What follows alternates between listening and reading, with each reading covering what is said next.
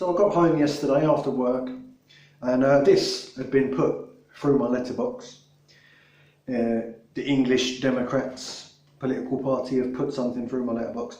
I don't know if you can read that, but it's grammatically incoherent, front and back.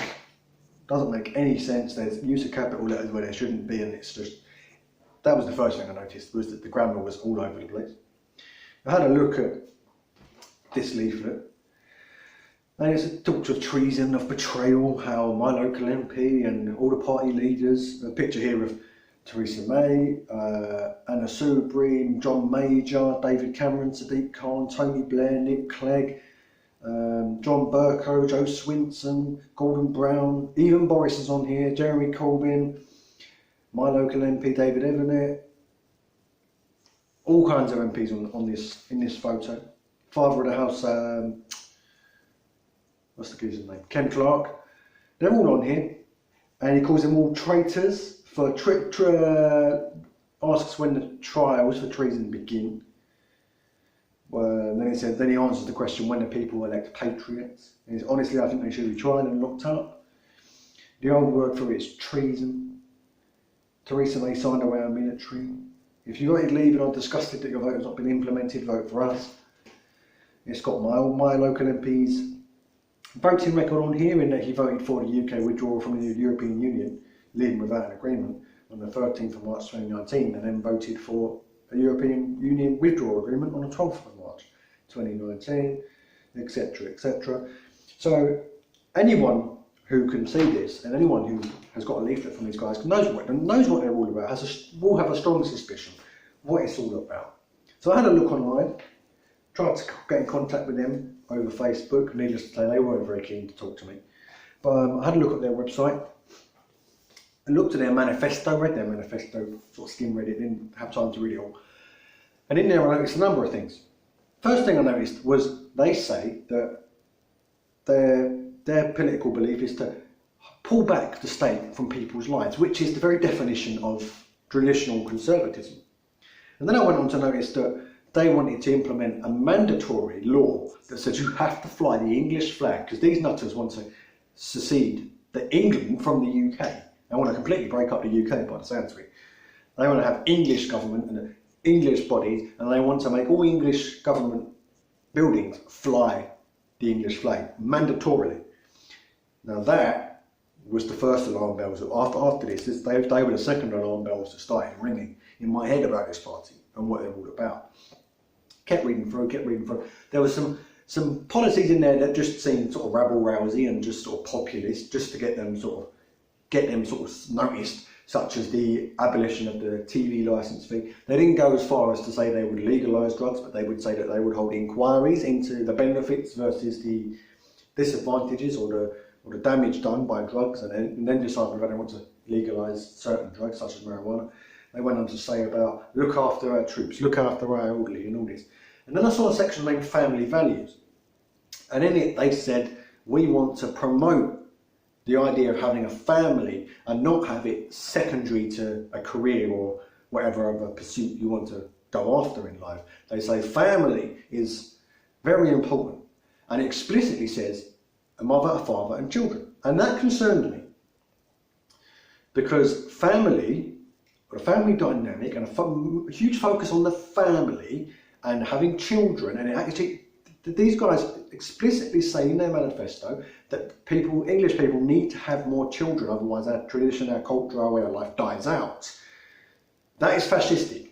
If you know fascism, you'll know that a focus on the family and the push, the desire to keep reproducing lest you lose your people, lest you lose your kind, is a fascistic trait.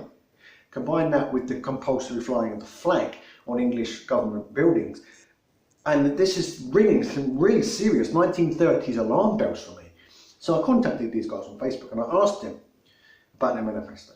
And I said, can you guarantee me that, since I know homosexuals, I know gay couples and gay people, can you guarantee me, because I'm slightly concerned about the wording you used in regards to family, describing it as a mother and a father and children, can you guarantee me that the homosexuals, the gay people that I know, should they choose to raise families, or should they choose to adopt children or go through surrogacy or IVF treatments or whatever else, can you guarantee me that your policies that you want to implement regarding family and the focus on the family, that they will see the same benefit as heterosexual families? And they completely refused to answer the question. I asked a number of times, didn't get an explicit yes or no. All I got was, we believe in traditional marriage because we don't believe in gay marriage because it's anti-Christian doctrine. I said, that's fine, that's fair enough. I wouldn't suggest that the government force the church to hold marriages that it doesn't agree with, whatever. But what I'm saying is your policies. They said we believe in civil partnership. Okay, fine. I said, will gay couples in civil partnerships reap the same benefits as heterosexual couples having families under your policy? They wouldn't answer me. They kept dodging and skirting the question, and I told them as such. And they said, no, we've answered your question. I said, no, you haven't. You've used the traditional establishment tactics, such as vague language, darting around the issue, not answering. Then they went off on a tangent about my local MP, who I don't like my local MP, but we were discussing my local MP. So I tried to get them back on track, and in the end they said, okay, good night. And that was it, and they left it. And I said, this is how you hope to win votes. On an anti-establishment ticket, you're using establishment tactics to avoid awkward questions.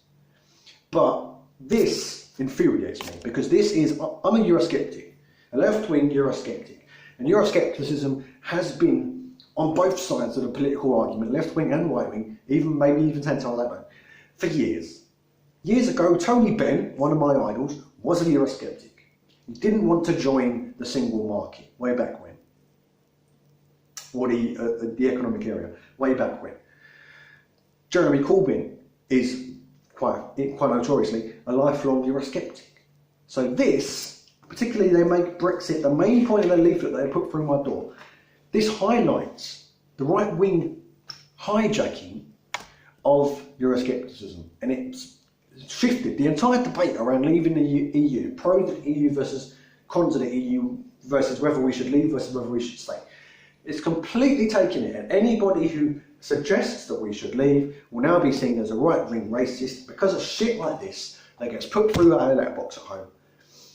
And it gives off the impression that people who want to leave are just racist. They're just, so-called patriots, which is often code word for racist. So-called patriots and gaminy types who want to, somehow secede England from the UK, from the actual union that it is a centre of, that wants, English focus and really these whack job crazy groups. That's who Brexit's being associated with. And I partly think that's partly the left wing's fault as well, because the left wing is ostracising Eurosceptics from mainstream left wing philosophy and mainstream left wing groups. Even the Labour Party's done it, even though their leader is a lifelong Eurosceptic. But this completely dominates. Right-wing Euroscepticism is completely dominating the Brexit debate versus left-wing, Europhilia or Euro support for the EU, if you will. So it's become a partisan issue when it isn't a partisan issue. Wanting to leave the EU isn't a partisan issue. People from the left want to leave, people from the right want to leave, people in the centre want to leave. Different people want to leave for different reasons. And that is really frustrating, incredibly frustrating. So thanks for watching, and I'll see you in the next video.